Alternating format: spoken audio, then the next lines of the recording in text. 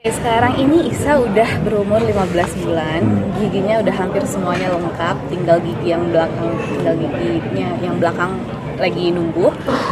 Terus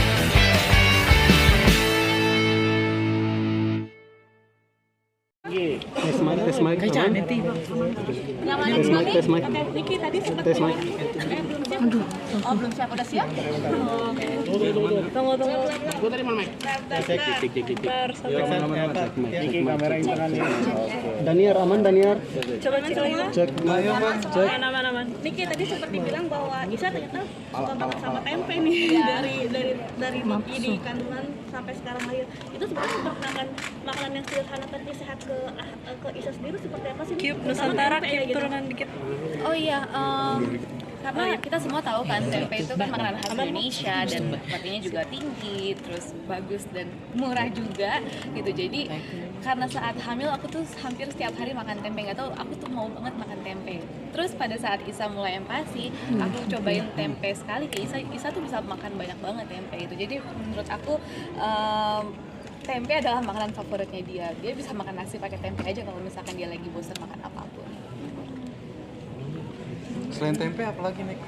Yang diperkenalkan untuk ke Isa. Sederhana Oh tapi semuanya aku perkenalkan dari sejak umur 6 bulan. Aku mencoba seperti yang tadi kita omongin, wisata rasa bersama anak gitu. Jadi sejak awal empati pun aku juga memberikan berbagai macam tekstur, memberikan berbagai macam rasa dari semua jenis protein hewani, protein nabati, sayuran, lemak juga semuanya aku coba memperkenalkan ke anak aku.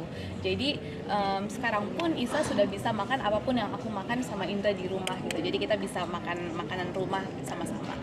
Tapi Isa tipe yang pemilih nggak sih makan? Alhamdulillah enggak ya gitu, karena kita nggak pernah membiasakan pada saat dia menolak suatu makanan aku langsung mengganti dengan makanan yang dia suka gitu, karena itu akan menjadi anak picky eater gitu. Jadi kalau misalkan dia menolak makanan yang aku kasih, ya udah berarti kamu nggak makan saat jam makan tersebut. Dia akan menunggu jam makan berikutnya untuk mendapatkan menu makanan yang berbeda lagi. Jadi mau nggak mau, kadang-kadang kalau dia lapar, walaupun dia nggak suka, dia makan gitu. Dan dia jadi nggak pernah milih-milih makanan, alhamdulillah. sabarinnya tega nggak tega gimana sih Diki? Sabarinnya tega nggak tega kan? Ya udah lapar biarin aja gitu anaknya. Iya, kata ibu saya tega banget gitu. Jadi kadang-kadang Isa tuh kalau udah bersama nenek-neneknya udah bahagia sekali. Kadang-kadang kalau cuma mau makan yang goreng-goreng aja dikasih sama neneknya. Kadang-kadang cuma mau makan biskuit aja dikasih gitu. Jadi tapi kalau udah balik ke rumah harus balik ke rules yang aku punya dan aku berikan. Kadang suka ini nggak sih kak, maksudnya ngambek nggak sih, kan kadang kan balik lagi terus punya yang tadinya sama neneknya dibebaskan, terus ada ngambek-ngambeknya nggak sih kalau untuk bisa Kayak rewel gitu. rewel atau gimana? Enggak sih, tapi kadang-kadang paling ya menolak makan nih. Kalau menolak makan ya udah berarti nggak makan. Kalau feeding rules untuk lebih Isa alami kita dulu gimana nih kak? Mungkin feeding rules tuh sama sih seperti anak-anak lain. Kita jeda waktu antara makan tuh 2 jam. Terus durasi makan maksimal 30 menit gitu. Untuk mau cemilan atau makanan berikutnya durasinya 2 jam lagi. Feeding rulesnya sama. Terus kalau misalkan mau berdiri di high chair, mau turun dari high chair berarti makanan selesai. Sama aja sih sebenarnya. Jadi kalau misalkan high chair harus makan di situ gitu ya? Iya, selama ini untungnya dia nurut makannya di high chair.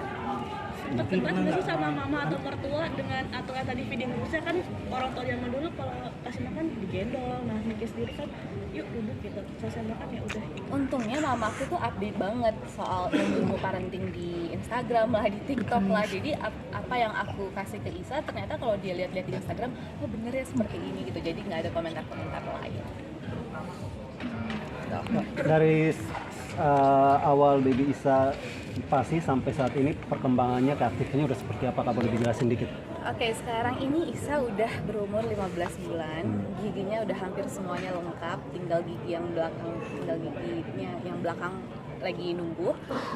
Terus udah lari-larian, udah susah banget dikejarnya. Terus makannya juga selalu lancar, alhamdulillah. Dan itu perkembangannya alhamdulillah baik ya gitu. Dan sekarang aku juga selalu masukin Isa ke kelas-kelas kayak sensori atau drop in kelas di mana-mana. Sekarang kan lebih aktif, mungkin ada perubahan dari pola parentingnya atau seperti apa menurut? Gak ada sih, masih sama aja gitu. Karena karena mungkin memorinya dia selalu tersimpan kalau oke, jam segini aku bangun, jam segini aku makan, terus jam tidur tuh jam segini gitu. Jadi sampai sekarang pun karena jamnya nggak ada yang berubah, dia tuh masih mengikuti schedule yang lama gitu. Jadi jam 6 pun kita tetap bedtime rutin, terus jam setengah 7 udah tidur, sampai sekarang seperti itu.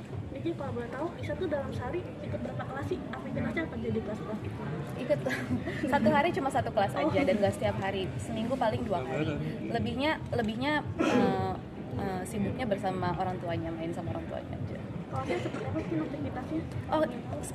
Kalau di kelas aktivitasnya tuh kayak baca buku sama-sama, terus kayak makan siang di meja sama anak-anak lain, terus sensory play, terus denger musik, main musik gitu. Ada satu sehari tuh berapa jam? Apakah ditemani juga sama Niki atau Niki tuh yang datang? Aku temenin kalau kelas kayak sekitar 1,5 jam. Niki, bicara soal mungkin sebentar lagi Hari Anak Nasional. Kamu sendiri memperingati Hari Anak Nasional seperti apa? Dan memilikinya seperti apa?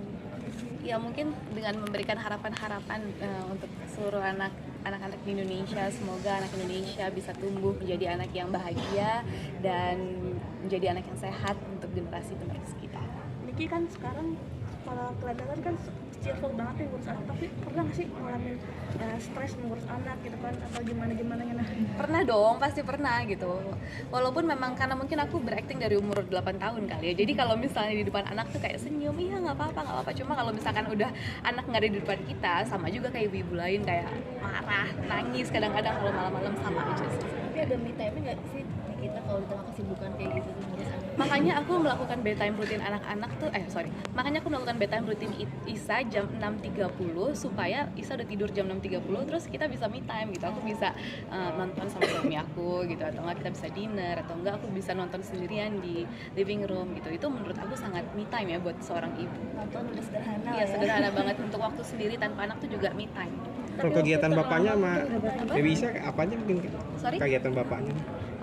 Karena Indra tuh selalu berusaha dinner di rumah sama Isa. Jadi kayak jam 5 dia tuh udah pasti di rumah untuk dinner sama Isa. Karena kan jam makan bersama anak itu bener-bener sangat bermanfaat sekali ya. Terus kalau hari Minggu kita tuh pasti family time, kita bertiga bisa pergi kemana. Jadi kan hal-hal yang mengganggu pikiran kan macam dari Baby Isa, tapi kan dari luar juga ada gitu kan, membagikan hal-hal itu supaya nggak berpengaruh ke Baby Isa seperti apa? Pasti berbeda lah, nggak akan berpengaruh sama sekali gitu, karena dua hal yang berbeda aku bisa tidak menggabungkannya tuh bisa. Seperti apa mungkin cara yang mungkin kan ada mamam juga yang udah punya masalah apa nih, nah terus akhirnya menghadapi anak karena harus senyum segala macamnya gitu. Ya menurut aku sama aja sih sama ibu-ibu yang lain, walaupun kita mempunyai masalah sendiri, cuma sama anak kan memang harus tetap profesional gitu sebagai ibu, karena kita mempunyai 2 pekerjaan juga kan, menjadi istri, menjadi ibu gitu. Jadi sama-sama harus profesional menjalani pekerjaan itu. Pertanyaan lain terkait dengan empati atau mitos dan fakta terkait empati lagi? Jadi pernah masak untuk Isa yang sulit nggak pas empati gitu? Yang agak sulit gitu masak untuk Isa? Untuk masak yang sulit enggak, kan aku nggak bisa masak, jadi kayak aku selalu menyontek resep-resep yang mudah-mudah aja. Untuk nanti di Hari Anak Nasional mungkin ada rencana apa? Rencananya sih nggak ada rencana, paling aku jalan-jalan sama keluarga aja sih ke Singapura. Jadi tren bodoh muda sekarang gitu.